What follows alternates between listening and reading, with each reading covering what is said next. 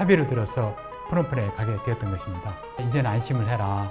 나는 경찰관이다. 젊은 그 청년은 벌벌벌 떨고 있었습니다. 계속 머리에 권총을 갖다 대면서 니 쏴주겠다. 가족도 가만히 안 놔두겠다. 옆방에서는 간, 그다음에 눈 이런 적출 이야기도 들려서. 부산 서부서 오영훈 수사과장입니다. 우리 수사과에서 수사하고 있는 투자 리딩 사기가 있었는데요. 그 범행 장소가 캄보디아 푸놈펜으로 확인이 되었습니다. 그래서 최근 캄보디아가 계속 이슈가 되고 있고, 그리고 우리 국민들에게 많은 피해를 주고 있는 투자 리딩 사기에 대해서 실제로 제가 그곳을 가봐서 눈으로 보지 않고는 수사 방향을 잡을 수 없었기 때문에 제가 직접 캄보디아 푸놈펜에 가서 범죄 현장 장소를 둘러보게 되었습니다. 제가 캄보디아 푸놈펜으로 가는 비행기를 탔을 때 제 옆자리에 젊은 청년이 앉아 있었습니다.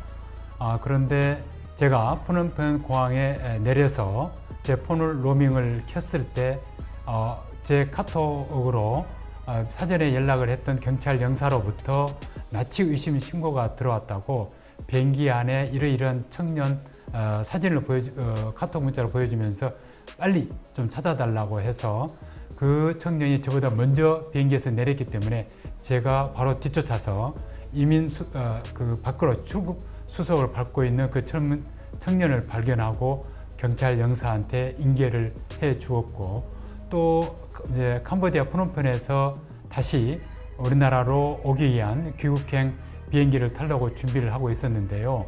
또 때마침 또 캄보디아 범죄 단지에서 탈출한 젊은 청년이 또 도움을 요청을 했습니다.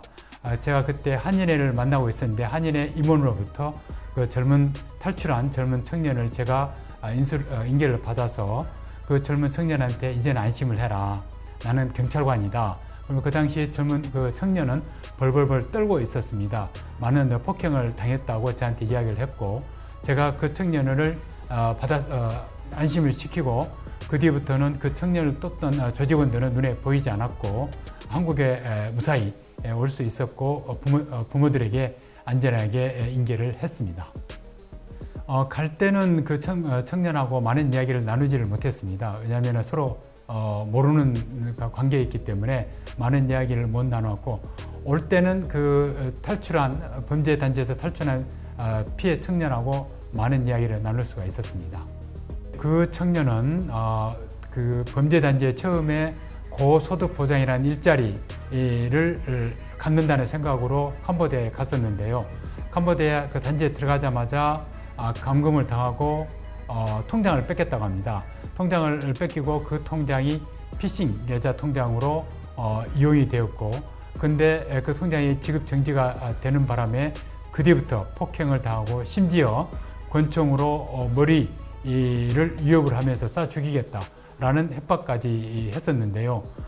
그런데 그 뒤에 공항으로 그 청년을 왔다 갔다 데려다 주면서 잠깐 틈을 타서 그 차에서 도주를 해서 경찰 영사한테 도움을 요청하고, 경찰 영사는 한인회를 통해서, 그리고 한인회는 저한테 도움을 요청을 하게 되었습니다.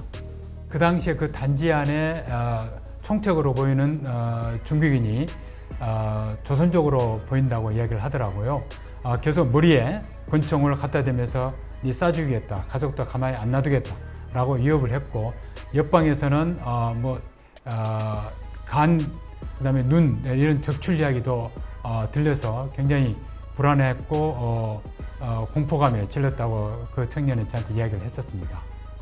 제가 그 피해 청년을 만났을 때 모자와 마스크를 끝까지 한국 올 때까지 쓰고 있었기 때문에 구체적인 어떤 피멍을 든 것은 제가 확인할 수는 없었지만은 처음부터 제가 만나는 그 순간부터 굉장히 공포감에 질려 있었고 어디 다른데 화장실도 가기도 겁을 내는 그런 모습을 저한테 보여줬습니다. 그 당시 그 단지에 들어갔을 때 바로 통장을 뺏겠다고 했습니다.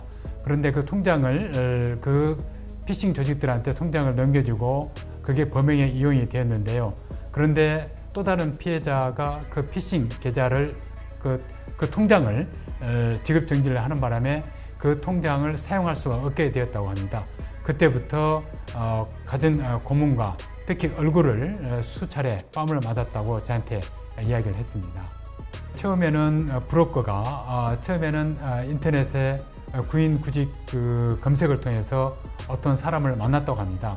그 사람으로부터 해외에 고소득 보장 일자리가 있는데 너는 가서 일만 하면 돼 라고 이거 유혹을 했답니다. 그래서 그 브로커하고 함께 프놈펜으로 캄보디아 프놈펜으로 왔고 같이 그 단지 안으로 들어갔다고 저한테 이야기를 했습니다. 저희들이 이제 수사하고 있는 그 범행 단지를 확인을 하고 이왕 캄보디아 간 김에 다른 중요 범죄 단지도 확인하고 싶은 의욕이 생겨서 제가 직접 그 범행 단지 세네 군데를 확인을 했습니다. 확인할 때 이렇게 그 CCTV를 통해서 안에서 밖에 외부 출입자를 감시하고 있다는 그런 느낌을 받아서 제가 직접 동영상을 찍는데 굉장히 위협감을 느꼈고, 그래서 차 안에서 그 외부 단지를 찍을 수 있었고, 또 다른 어떤 범죄 단지는 제가 직접 내려서 문 말고 옆 측면을 근접 촬영할 수 있었는데요. 그래서 어떤 한 곳은 또 경비원이 그 천문 안에서 근무를 하고 있었고, 지나가는 문 안에 들어가기 위해서는 살짝 문을 열어서 그 경비원의 승낙을 받고 들어갈 수 있는 그런 구조였습니다. 그 범죄 단지에는 CCTV도 많이 설치하고 있었고, 담벼락이 최소 3m 이상의 높은 담벼락으로 이렇게 둘러싸여 있었고, 철조망도 있었고, 안에는 또 경비원도 지키고 있었기 때문에 그러니까 탈출하기가, 안에 일단 들어가면은 나오기가 힘든 그런 구조였습니다. 제가 4, 5년 전부터 제 폰에 계속 피싱 조직들이 대한대출이다 이렇게 광고를 하는 것을 보고, 그리고 계속적으로 우리 국민들 피해 금액이 계속적으로 눈덩이 커가는 것을 보고, 이렇게 가만히 두면 안 되겠다. 경찰 수사관으로서 반드시 근절을 해야겠다는 그런 생각을 평상시에 하고 있었고요.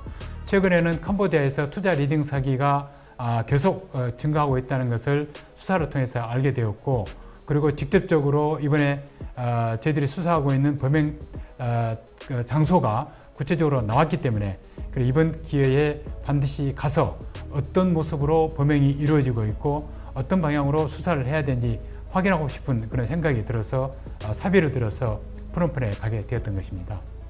저희들이 수사를 계속하고 있으면 최근에 투자 리딩 관련해 가지고 범행 근거지가 거의 대부분 캄보디아로 나오고 있습니다.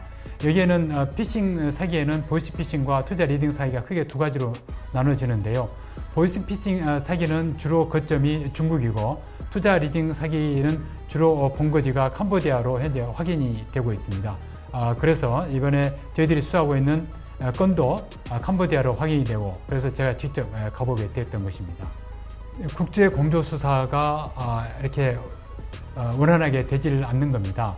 우리 경찰청은 적극적으로 인적사항을 특정을 해서 캄보디아 공안에 통보를 해주면은 캄보디아 경찰관이 적극적으로 수사를 하고 집행을 해야 되는데, 이게 캄보디아 경찰관이 이런 우리의 요구 요청에 굉장히 소극적으로 임하고 있기 때문에 국제 공조 수사가 원활히 이루어지지 않고 있고, 저 같은 경우는 현장을 직접 봐야 되겠다는 어떤 그 일선 수사관의 어떤 생각이 있었기 때문에 제가 직접 갔던 것이고, 경찰청은 특히 인터폴을 통해서 캄보디아에 압력도 행사하고 적극적으로 적색수배 및 범인 송환까지 요청을 하고 있기 때문에 나름대로 각 기능에서 열심히 하고 있다고 저는 생각을 하고 있습니다. 일부 사람들 중에는 자기가 캄보디아의 범행 가담을 알고 가는 사람도 있습니다. 그래서 지금 캄보디아에서 캄보디아 각 범죄 단지는 제3개 각 나라 국민들을 상대로 피싱 사기를 실행을 하고 있습니다. 특히 우리나라 상대로는 우리나라 국민이 가서 가담을 해야 되기 때문에 우리나라 계속적으로 수익이 증가하고 우리나라 사람을 모집을 해서 이 조직에 가담을 시키고 있습니다. 이것을 만약에 이런 구조를 근절시키지 않는다면 계속적으로 피해가 증가될 거고, 또한 캄보디아에 단속을 하더라도 이웃나라 베트남이라든가 라오스, 태국 쪽으로 더 번져나갈 수 있기 때문에 이런 동남아와 우리나라와 적극적인 국제 공조 수사가 필요하다고 생각합니다. 온라인 범죄가 자금이 많이 들어가게 되어 있습니다. 특히 코로나 이후에 중국 자본이 빠지면서 호텔, 리조트, 일반 공장에 빈 건물이 많이 생기게 되었습니다. 여기에 피싱 조직들, 중국에 있는 피싱 조직들이 일부가 들어와서 혹은 카지노에서 일부, 그 다음에 이런 범죄 사기범들이 중국 조직들이 가담을 해서 캄보디아에서 이 건물에 들어가서 피싱 범죄를 실행을 하고 있고, 그 조직들은 심지어는 실행팀 또는 지원팀으로 나눠지고, 실행팀도 보이스피싱, 로맨스 스캠, 몸집 피싱 각 분야별로 수법별로 나눠져 있고, 지원팀도 총무팀, DB팀, 이체팀 이렇게 세분화되어서 하나의 어떤 기업이 돼서 이렇게 범죄를 실행을 하고 있는 것을 알 수가 있었습니다. 예, 최근에 지금 캄보디아가 가장 큰 이슈가 되고 있습니다. 우리 젊은 청년들이 경제난 때문에 취업 일자리를 구하기 위해서 인터넷에 구직 광고를 많이 검색을 하고 있는데요. 특히 해외에서 고소득 보장 일자리 알선, 그리고 숙박료, 항공료 무료 이런 광고를 보면 100% 사기입니다. 특히 주위에 지인들이 야, 해외에 고소득을 보장하는 자리가 있다, 같이 가자 라고 권유하는 경우가 있는데요. 그 100% 사기니까 절대 캄보디아나 동남아 지역의 그런 취업을 유혹하는 그런 광고에 절대 속아 넘어가서는 안 되겠습니다.